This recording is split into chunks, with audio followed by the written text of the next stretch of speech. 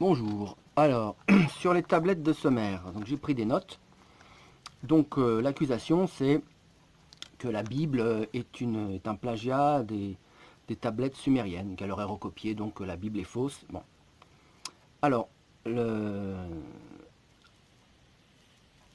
premier lien que je vais vous mettre, c'est pas des tablettes de Sumer, c'est au sujet de la tablette CBM 13532, une tablette babylonienne. Donc c'est le premier lien que je vous mets dans le descriptif. Donc celle-là, elle est très intéressante puisqu'elle est monothéiste. Et bon, tout est expliqué. Donc là, ça montre bien que c'est l'inverse, que c'est cette tablette qui a copié sur la Bible. Bon, je ne m'étends pas sur ça, il y a le lien. Bon. Mais celle-là, c'est une tablette qu'on a cachée et c'est une démonstration vraiment magistrale. Bon, pour en revenir aux tablettes de Sumer, oui, ça part de Gilgamesh, hein, la tablette CBM.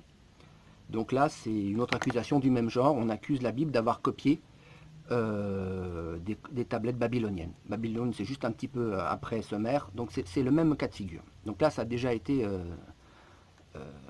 démontré par ça. Bon, le sujet de cette vidéo-là, c'est les tablettes de Sumer, mais c'est selon le même principe. Donc, ce qu'il faut déjà savoir, c'est que donc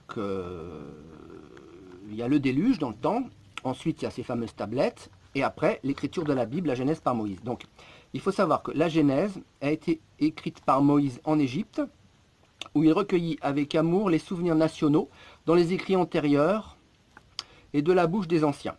Donc, dès l'origine, la Bible, avant d'être écrite, c'est une transmission orale. Depuis l'origine, dans la chronologie, l'origine du temps, l'humanité, Adam et Ève, quand ils sont sortis du paradis terrestre, ils savaient que Dieu était Dieu, et donc l'histoire de l'humanité, c'est écrit comme ça, entre guillemets, par tradition orale. Donc les Babyloniens savaient ça, les Sumériens savaient ça, ils ont écouté ce qu'on leur racontait. Et pour les tablettes qui ont été écrites, évidemment, après le déluge, mais avant la rédaction de la Bible, c'est tout simplement qu'ils ont repris des textes, le texte oral, et ils ont rajouté leurs hérésies à eux. Alors certaines tablettes, comme les tablettes babyloniennes, sont très très proches de la Bible, ils ont gardé le monothéisme, et vraiment il y a très peu d'hérésies. Et puis d'autres, comme les tablettes sumériennes, ont carrément rajouté des trucs complètement déments. Par exemple, l'origine, je crois, de l'humanité, c'est 7 femmes, enfin tout ça. Mais il y a des passages communs, comme le déluge ou comme tout ça. Bon, mais la Bible, ensuite, elle a repris toute l'histoire de l'humanité.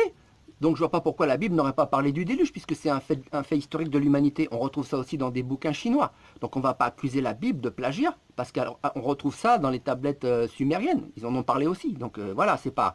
Et puis, pour le reste, le fait qu'on est né dans un jardin, on peut le trouver aussi par la raison. Hein. Moi, j'habite dans une maison, si je retire tous les murs, bah, c'est un petit peu logique qu'au début, c'était peut-être un jardin. Mais ils le savaient aussi par l'enseignement oral.